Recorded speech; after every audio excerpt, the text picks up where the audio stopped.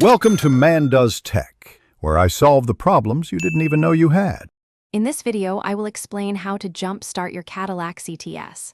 First, gather your essential tools, a set of jumper cables, and a vehicle with a fully charged battery.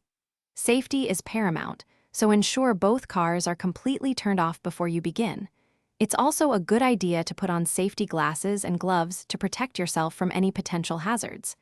This preparation ensures a smooth and safe jump start. Now, let's connect the cables correctly. Take one red, positive clamp and attach it firmly to the positive terminal of your Cadillac's dead battery. Then, connect the other red, positive clamp to the positive terminal of the working vehicle's battery. Next, attach one black, negative clamp to the negative terminal of the good battery.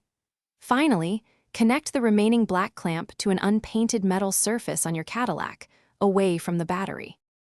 With the cables securely connected, it's time to bring your Cadillac back to life. Start the engine of the working vehicle and allow it to run for about 5 minutes. This gives the dead battery a chance to receive some charge. After this brief charging period, try to start your Cadillac CTS. If it doesn't immediately turn over, wait another few minutes with the working car running, then attempt to start it again. Once your Cadillac CTS is running, it's crucial to disconnect the cables in the correct order. First, remove the black negative cable from the metal surface on your Cadillac.